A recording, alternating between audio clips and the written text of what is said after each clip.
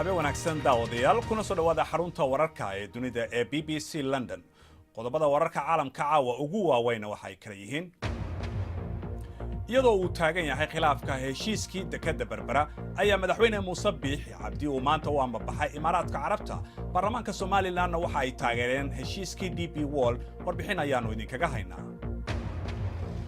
Waxa xilka looga qaaday Twitterka. Donald Trump ayaa shaqadii ka eriyay xogayihiisii arrimaha dibadda Rex Tillerson waxa uu ku bedelay agaasimaha CIA-da Mike Pompeo. waxaanu la kulmi doonaa gabadh socdaal iyo dadaalba ku jirta. gabadhan yari waxay gees martay dhaqankii si ay u saacido qoyskeeda.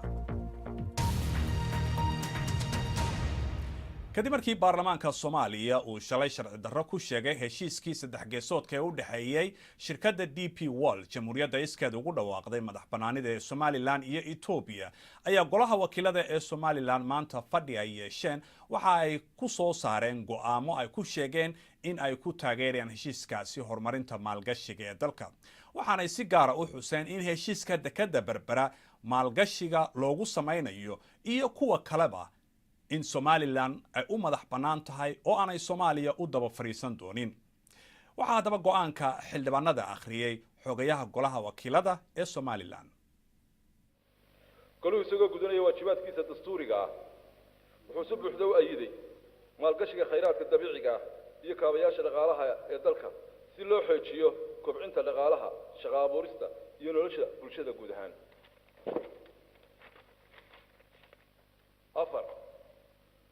goluhu wuxuu marnaba taageeraya isagoo gudanaya waajibaadkiisii dastuuriga ahaa go'aankiisii sagaalkii bishii August 2016 cod aqlabiyadna ku ansixiyay 69 cod kuna meel mariyay heshiiska maalgelinta dekada Berbera Port. haddaba waxaynu la hadalnay Cabdiraxmaan Ismaaciil Xuseen oo ku magac dheer Cadami. waxaanu weydiinay bal sida xal loogu heli karo arrinta khilaafkan dekada Berbera. xal markay noqoto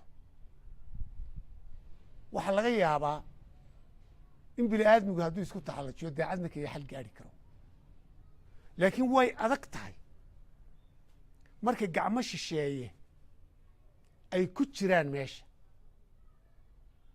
dawlada ha noqoto amba shirkada ha noqoto, xalku wuu adkaadaa oo waxa weeye waxbaa u dhexeeya labadii dal amba labadii madax ee wada hadli lahaa. tartan baa ka jira lagu tartamayo Soomaaliya, lagu tartamayo mandiqada, lagu tartamayo mandiqada badda cas.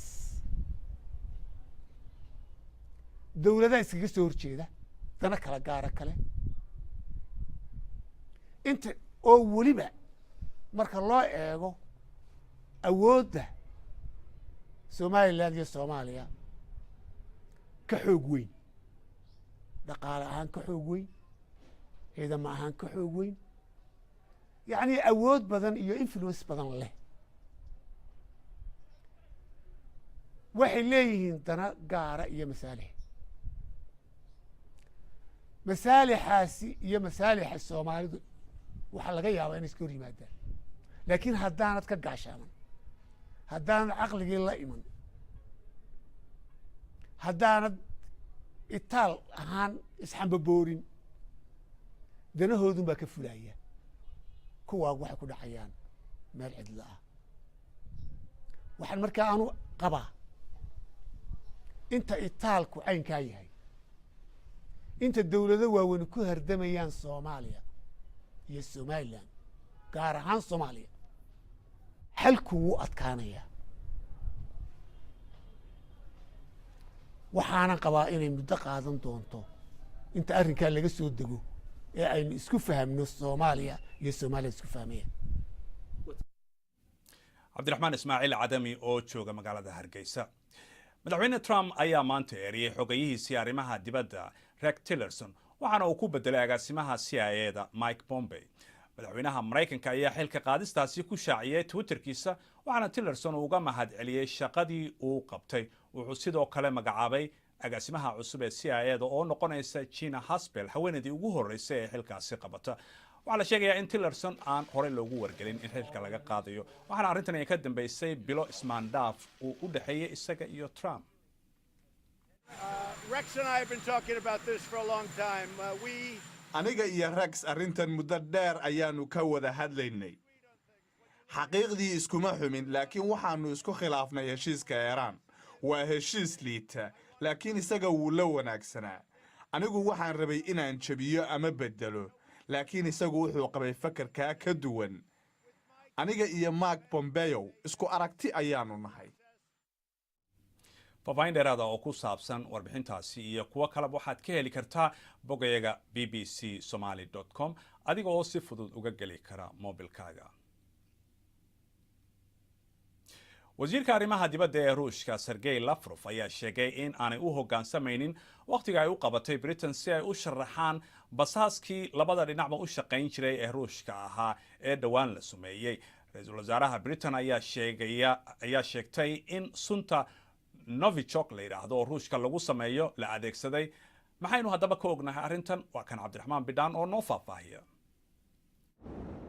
halkani waa meel gawaadhida la dhigto oo ku yaalay dukaan laakiinse waa la xidhay si loo baadho sun dila ah. boqolaal askari oo boolisa ayaa baadi goobay cidda sumaysay basaaskii hore Ruushka ahaa. Sergey Skripal iyo inantiisa Yulia ayaa weli cusbitaalka ku ildaran waxaana lagu weeraray sunta dareemayaasha waxyeesha. waxaa la ogaaday in Ruushka oo kaliya uu noocan sameeyo. shalay ayaa ra'iisul wasaaradda Ingiriisku muddo 24 saacadood u qabatay Kremlinku inay ku sharaxaan siday wuxu dhaceen haddii kale waxa ay tiri waxaan qaadaynaa tallaabo. tani waa ama ficil ay ku kacday dowladda Ruushka oo ay uga soo horjeeda waddankeenna. haddii kalesa dowladda Ruushka waxaysan gacanta ku haynin sunteeda khatarta ah.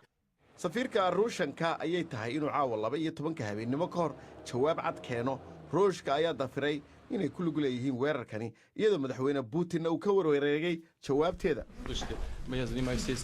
waxaan ku mashquulsannahay beeraha halkan si nolosha dadka aan u wanaajino. adigana musiibo baad ka hadlaysaa. marka hore aan eegno waxa dhabta ah ee halkaasi ka dhacay kadib waan ka wada hadlaynaa. haddii aan la helin jawaab dhab ah dowladda UK ayaa sheegtay inay tallaabooyin qaadayso Ruushka kullida laakiin saameyntoodu waxay ku xidhan tahay inay taageero ka helaan dalal kale. madaxweyne Macronka Faransiiska ayaa cambaareeyay weerarkani. xogayihii hore arrimaha dibadda ee Mareykanka Rex Tillerson ayaa isna ku tilmaamay weerar axmaqnimo waxaana uu sheegay inay u eg tahay in Ruushku ka dambeeyay iyadoo laga yaabo inaanay dowladdu ku lug lahayn. bal markan aynu eegno qodobo kale oo ku jira wararka dunida ee maanta. ra'iisul wasaaraha Falastiin ayaa ka badbaaday isku day la doonayay in lagu dilo isaga oo kolonyo uu watay ay gaareen marinka Gaza. booqasho naadir ah. Rami Hamdallah waxba ma soo gaarin laakiin dad kale ayaa ku dhaawacmay. mas'uuliyiinta Falastiin waxa ay sheegeen in weerarka ay ka mas'uul ahayeen Hamas inkastoo si toos ah aanay ugu eedeynin weerarka ay qaadeen. shilbas oo dad badan ay ku dhinteen ayaa ka dhacay Ethiopia. ugu yaraan 38 qof oo arday u badan ayaa ku dhintay shilka oo ka dhacay dhulka buuraleyda ee gobolka Amxaarada. 10 qof ayaa shilka ka badbaaday. shilka gawaarida ayaa ku badan Ethiopia oo jidadku ay aad u yihiin meelaha qaar. ilig qadiimi ah oo laga soo jaray libaax badeed hore oo weyn ayaa laga xaday xarunta taariikhda caalamiga ee Australia. iliga oo 8 sentimitir ah waxaa laga keenay xayawaan la aaminsan yahay in uu dhintay muddo laga jooga 2 milyan oo sano.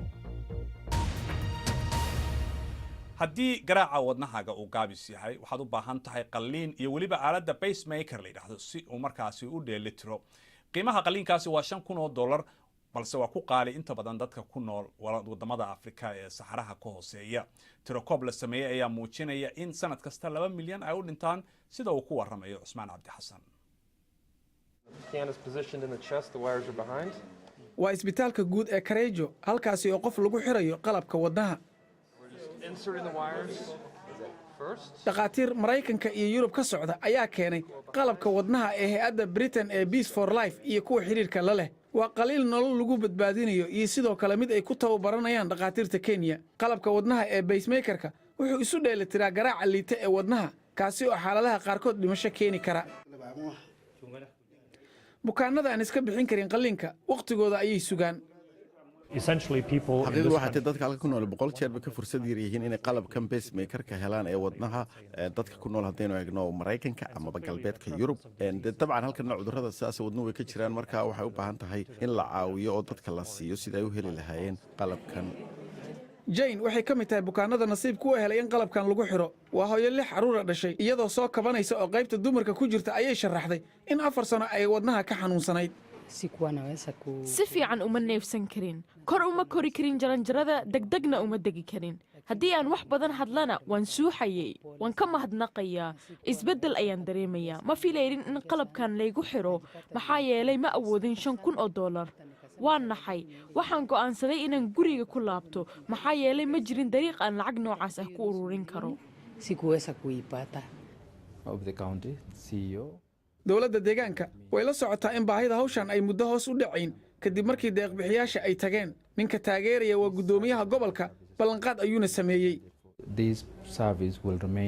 adeeggan lacag la'aan ayuu sii ahaan doonaa waa adeeg qaali ah bukaanada ma awoodaan qorshaheena waa in dadka kriijo ay helaan caafimaad caalami ah maadaama aan kala soocaynin kenyaanka kale iyo gobolka way ka faa'iidayaan ballanqaadkan rajo ayuu gelinayaa bukaanno badan balse ma jiro dal afrikaan ah oo ka soo baxay ballanqaadkii ay sameeyeen 17 sano ka hor ee ahaa 15% miisaaniyaddooda inay ku bixiyaan caafimaadka isbitaallo badan waxaa haysta culays dhaqaale wax hadal ka badan ayaynu u baahan yihiin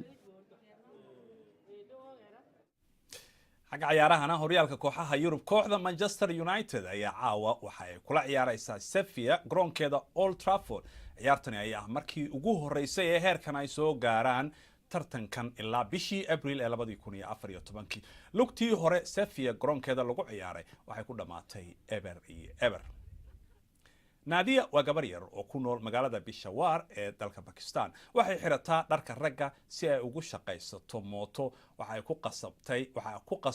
ku qasbay arrintani in ay wax ay cunaan ay u hesho qoyskeeda waa 16 jir waxay haysaa doorka hoggaanka qoyska taasoo lama filaan ahayd kadib markii aabaheed uu dhintay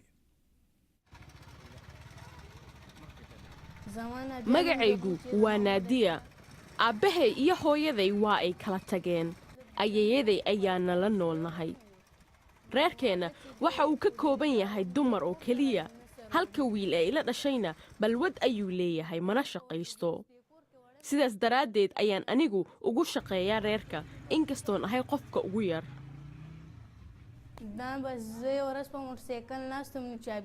dharka ragga ayaan xirtaa marka aan suuqa ka soo shaqaynayo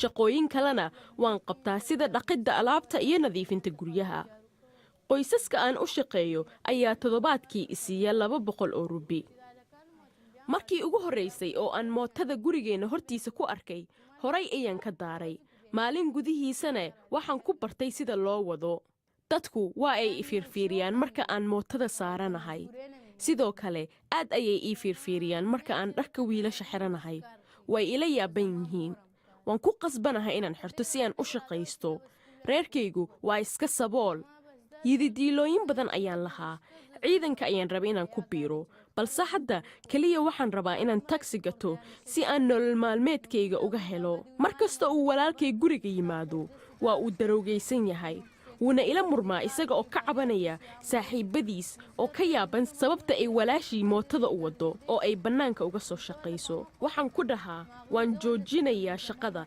haddii uu isaga reerka u soo shaqaynayo balse ma suuragelayso inuusan asiga shaqaynaynin annagana uusan noo oggolayn inaan bannaanka ka soo shaqayno wararkan oo dhan iyo kuwii ugu dambeeyba waxaad kala socon kartaan oo aad ka helaysaan boggeena bbcsomali.com inta ayaan kusoo gabagabeynayaa barnaamijkii caawa intaanu mar kale dib u kulmayno dhammaantiin waxaan idin leenahay sidaa iyo habeen wanaagsan